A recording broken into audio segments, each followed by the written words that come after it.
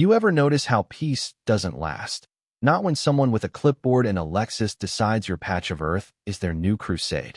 I built my pond to escape all that, out past the reach of HOAs and city ordinances, out where the only rules were sunlight, rain, and whatever the ground would let me shape. I spent a year hauling rock, digging, measuring every shift of dirt with more care than most people use on their own kids. Also, I could finally breathe. And it worked. For a while, anyway. I'd sip coffee on my porch and watch the foxes, the frogs, even the herons that came to hunt in the shallows I carved myself. No one bothered me except the odd dog walker or a jogger who didn't know my name. That was my slice of heaven, until the sound of backhoes cut through the woods one Monday, and the next thing I know, there's an HOA sprouting up like weeds at my property line. Birch Meadow Preserve, they called it. White fences, sod lawns, all named after dead poets. It was only a matter of time before they noticed my pond. Then along came Karen Cheatham. And man, if you've never met a woman who could weaponize a smile, let me introduce you. She rolled up in that Lexus, window down, pastel sweater slung like a noose, and looked at my pond like it was a crime scene. Just doing my rounds with the HOA, she chirped. I told her, straight-faced, this land's not part of your kingdom. She just smiled wider, said runoff doesn't respect lot lines, and drove off with a wave. That should have been the end, right? But you know how these people operate. They don't respect lines of any kind. 3 days later, I get a letter demanding I submit my landscaping plans to their compliance advisory committee. I laughed so hard I nearly choked. That letter went straight in the trash. But then the foot traffic started, neighbors poking around, snapping photos, posting to Facebook. Karen stirred the pot, posting blurry photos of my pond and warning of ecological impacts. Before I knew it, strangers were calling me Swamp Shrek, and rumors about bullfrogs as big as dogs started making the rounds. Yeah, that happened. But I had all my paperwork, permits, blueprints, the works. I figured if I kept my head down, this would blow over. It didn't. Not when Karen filed a formal complaint with the state. And a guy from the Department of Environmental Quality showed up in my driveway, looking just as tired as I always did back when I worked for them. He handed me a citation for $49,023, accusing me of everything short of building the Hoover Dam. Turns out, their expert report was signed by Karen's son-in-law, who sells medical equipment for a living, not a hydrologist in sight. So I called in my lawyer, Sarah, sharp as a tack, not afraid of a fight. We dug up every scrap of evidence, and she filed a counter-complaint for fraud, even tipped off the state licensing board about their fake expert. Meanwhile, Karen and her crew cranked up the smear campaign. People in town started looking at me sideways. I got an anonymous letter in my mailbox. Wait until the next rain. I knew the storm was coming, and not just from the clouds. That night, an Arkansas deluge hit. The kind of rain that makes you believe in Old Testament revenge. I checked the pond before sunrise, still holding strong, overflow channel humming along like it was supposed to. But Facebook was on fire. HOA posts blamed me for flooding their basements. Sarah told me to keep my cool. But when I checked the drone footage I'd set up, call it paranoia, call it experience, I saw two guys digging a trench from the HOA property straight toward their new construction, sabotage. Plain and simple. Sarah sent the footage to the Water Commission, who came out and confirmed it. The HOA had redirected the runoff themselves. Karen doubled down, calling me an eco-terrorist online, but the tide was turning. Then, out of nowhere, I started seeing a gray sedan parked just past my property. Private investigator, hired by Karen's real estate company, trying to dig up dirt. We slapped them with a restraining order. Meanwhile, my buddy Colin, a cybersecurity pro, traced the HOA's online smear campaign. Half the accounts were bots, all posting from HOA Wi-Fi. Residents started getting curious. A few asked to tour the pond, and I decided, why not go public? I invited everyone, students, birdwatchers, even a news crew. Karen stayed away, but that night, someone slashed my tires and left a fake eviction notice taped to my gate. It just made me dig in deeper. Colin found shell companies linked to Karen, funneling HOA funds into fake landscaping projects. Then one of the HOA board members, Jeremy, reached out. He handed me proof. Padded invoices, emails showing PR payments for online smear campaigns, even plans to expand the HOA right onto my land if they could force me out. We compiled everything and sent it to the state attorney general. The court finally scheduled a hearing. Sarah and I prepped for war, drone footage, expert testimony, cyber forensics. Karen's team brought PowerPoint and a cartoon diagram of a bathtub. I kid you not. The judge wasn't fooled. When Sarah laid out Keith Jordan's fake credentials and our evidence of sabotage, the whole HOA narrative fell apart. The judge suspended my fine, pending further investigation, and Karen started to unravel. But she wasn't done fighting. She tried to get me on surveillance violations, claimed I was harassing her board with drones, even filed new complaints with the police. But Jeremy, our whistleblower, had recorded her at a closed HOA meeting admitting that if they couldn't force me out, they'd lose the easement, the real reason for the war. They wanted to expand the development into my woods, and my pond stood in their way. With that, the Attorney General got involved. Residents formed a transparency committee, called for a new election, and demanded full financial disclosure. When leaked expense reports showed consulting fees paid to her son-in-law and fake PR firms, the fraud was obvious. Karen tried to declare the petition invalid, but people were done listening. A county inspector found unpermitted construction on her own property, poetic justice. Then came the raid on the HOA office. Files confiscated. Keith Jordan escorted out looking like a man who'd seen a ghost. Karen tried to spin the narrative one last time, posted a shaky video about protecting the community, but nobody bought it. The Transparency Committee voted her out, froze the HOA's accounts, and hired an independent auditor. Sarah filed our civil suit for defamation, fraud, and damages, and the judge fast-tracked the case.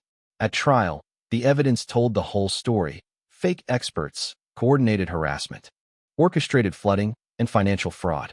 The jury didn't need long. Guilty on every count. Karen was ordered to pay $182,000, her assets frozen, and her house up for sale by owner a week later. The HOA was placed under state oversight, with new elections pending. And me? I finally got my piece back. I ran a workshop for local families, showed them how the pond worked, how nature recovers when you let it. A little girl asked, "Why don't more neighborhoods have ponds like this?" I told her, they could, if more people stood up to bullies. And on my gate, I hung a new sign. This isn't an illegal pond. What's illegal is trying to destroy it for a parking lot. So, what do you think? Was I right to fight back, or did I go too far? Drop your thoughts below. Tell me, where's the line between community and control, and what would you do if it was your land, your fight? Funny thing about finally winning. Peace doesn't just drop into your lap like some shiny trophy. After the trial, the headlines, and the parade of HOA resignations, I figured life would finally slow down. Let me catch my breath for the first time in years. But if you've ever lived through a public brawl like that, you know the dust doesn't settle clean. Not for a long time. People remember your face at the hardware store, your name at the feed shop. Some cross the street to shake your hand. Some cross to avoid you. It's like you become local folklore overnight. The guy who took down the HOA queen, the pond guy, the hermit who wouldn't roll over. I got more attention in 2 months than I'd had in 2 decades. And yet, under all that noise, something unexpected started happening. Neighbors I barely knew showed up with coffee, with questions, with quiet stories of their own. A retired guy named Ed from 2 roads over brought his grandson to see the foxes at dawn. A couple from the far end of Birch Meadow, who once signed Karen's petitions, apologized to my face and left a tray of homemade brownies on my porch. It was awkward, sure, but it was real. Maybe the war woke something up in people, made them look past the fences, see what's actually worth fighting for. Of course, not everyone was thrilled. One afternoon, I found a spray-painted eco nut on my mailbox.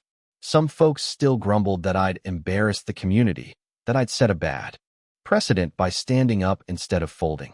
It's like there's always someone who thinks peace is just the absence of trouble, not the result of hard choices.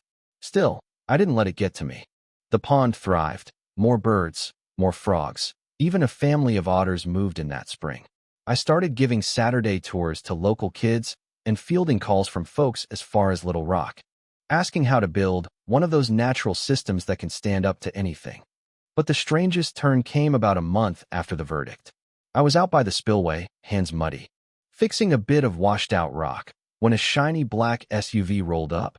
Fancy rental plates, city clean. Out stepped a woman in a tailored suit, clipboard in hand, flanked by two guys who looked like they ate subpoenas for breakfast. She introduced herself as Donna Reyes, lead investigator from the state AG's office. And just like that, my pond became ground zero for the official state audit. She wasn't just here for Karen or Keith. She was looking at the entire HOA network, chasing threads that started with my case and spread across 3 counties. Turns out, Birch Meadow wasn't the only place with creative accounting and expansion schemes. Sometimes, standing up draws a bigger spotlight than you ever bargained for. Donna was sharp, and she wasn't playing around. She asked to see the drone logs, the maintenance records, even my old environmental credentials. For once, I didn't mind digging out the paperwork. She walked the perimeter, taking notes, occasionally pausing to admire a kingfisher or ask about native plants. By the end of her visit, she thanked me, said my documentation made her job easier. "You'd be surprised," she said, "how rare it is for someone to keep this clean a trail." I just grinned. Years of dealing with state forms finally paying off. But even as the investigation widened, the old tensions simmered. Karen's loyalists tried to rally, but the new Transparency Committee was having none of it. They slashed HOA dues, hired an actual environmental consultant, with real credentials this time, and started planting native species around the subdivision retention pond. Every week, I'd get an update, another board member stepping down, another audit discovery, another community meeting packed with people who actually cared. It was like watching an ecosystem rebuild after a wildfire, messy at first, but with real, green shoots of change. One late evening, right before summer, I found myself walking the pond bank with my old friend Colin, the cyber guy. He'd flown in from Houston just to see the chaos up close. We stood there, breathing in the frogs and the mud and the weight of a hard-fought peace. He asked me, "You regret any of it? The fight, the headlines, the sleepless nights?" I thought about it for a while, watching lightning bugs flicker over the water. "Not even a little," I told him, "but man, I hope the next fight's a little quieter." He laughed and said, "You know you'll never stop poking hornet nests." Maybe he's right. A few days later, the AG's office released their findings, multiple charges pending across 3 HOAs, new laws proposed for better oversight, and a shout-out in the local paper about how a stubborn engineer and a muddy pair of boots started the whole thing. My phone buzzed nonstop for a week. Journalists wanted a quote, professors wanted to study my system, people wanted advice on how to deal with their own local tyrants. Suddenly, I was the expert, the guy who proved you don't have to back down.